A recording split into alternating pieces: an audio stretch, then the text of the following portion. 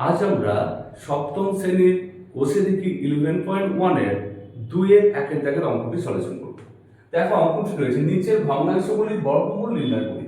হ্যাঁ, সুতরাং আমাদের যে 1 এর দাগের অঙ্কটি রয়েছে তার বর্গমূল নির্ণয় করতে হবে। তো দেখো এখানে আছে 3 পূর্ণ 22 এর 49।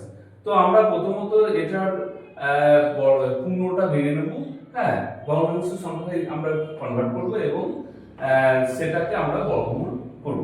তো দেখো আমরা প্রথমত পূর্ণ ভেঙে নিচ্ছি, তাহলে কত হবে দেখো এখানে 3 পূর্ণ 22 এর 49, তাহলে 30 সঙ্গে 49 মানে তোমার 30 সঙ্গে এখানে হরটার গুণ হবে হরে, তাহলে 49 আর 3 3 9 27 3 4 12 আর 2 14, তাহলে এটা গুণ হলো।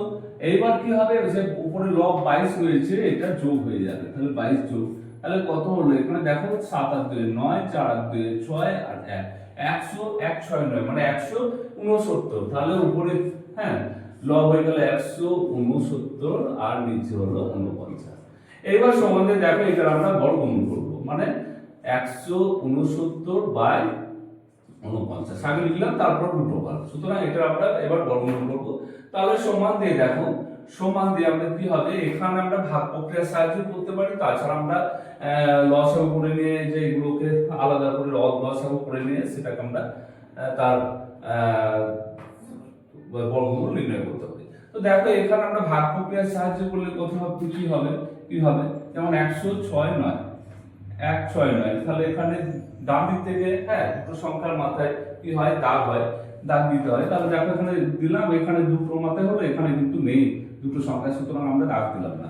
এবার দেখো একবার গিয়ে 1 থেকে 1, তাহলে এখানে কত 6 9, এখানে যেমন ভাগ করার সময় আমরা একটা সংখ্যা নামাই, কিন্তু এখানে যেহেতু দুটো সংখ্যার মাথায় আমরা দাগ দিয়েছি, সুতরাং দুটো সংখ্যাই নেমে যাবে। তো এখানে 6 9 নেমে গেল। এবার দেখো এই 1 এর ডবল এখানে হয়ে যায়, 1 এর ডবল হচ্ছে 2। এবার দেখো কত এখানে যা বাদ দেবো সেটা দিয়ে গুণ করে এখানে লিখবো আমরা, তাহলে এখানে 3 বাদ দিয়ে মিলে যাচ্ছে, 3 3 কে 9 আর 3 2 6, তাহলে এই 3টা এখানে চলে আসলো, তাহলে কত হলো 13, তাহলে উপরে হয়ে গেল সমান হচ্ছে 13। এটাকে আমরা এরকম ভাবে লিখতে পারি যে 13 গুণিত 13, আমরা এরকম ভাবে লিখতে পারি।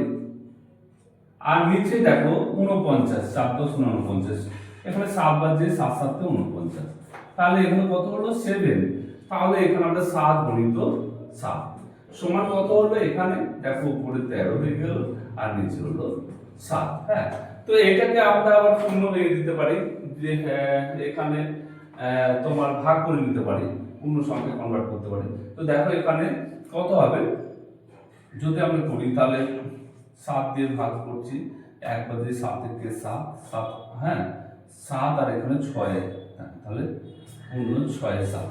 তো এখানে এটা অ্যানসার লিখতে পারি, বা এটাকে আমরা এরকম ভাবে 1 পূর্ণ 6 7 এরকম লিখতে পারি। হ্যাঁ, তো আমাদের 1 এর দাগের অঙ্কটি সলিউশন, 2 এর 1 এর দাগের অঙ্কটি সলিউশন।